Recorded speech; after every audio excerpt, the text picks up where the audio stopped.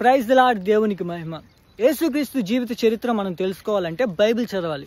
బైబిల్లో నూతన నిబంధనలో 27 పుస్తకాలు ఉన్నాయి. 27 పుస్తకాల్లో మొదటి 5 పుస్తకాలు చరిత్ర, అంటే ఏ విషయాలు జరిగాయి అనే విషయాలు చెప్తూ ఉంటుంది. ఆ 5 పుస్తకాల్లో మొదటి 4 పుస్తకాలు పర్టికులర్గా యేసుక్రీస్తు జీవిత చరిత్ర మనకు చెప్తుంది. ఈ 4 పుస్తకాలు రాసింది మత్తయి, మార్కు, లూకా, యోహాను. ఈ 4 వ్యక్తులు యేసుక్రీస్తు జీవిత చరిత్రని స్పష్టంగా రాశారు. అయితే ఒక్కొక్కరు ఒక్కొక్క దృష్టికోణంతో రాశారు. మత్తయి యేసు ప్రభువే రారాజు అని రాశాడు. మార్కు యేసు ప్రభు మన సేవకుడు అని రాశాడు.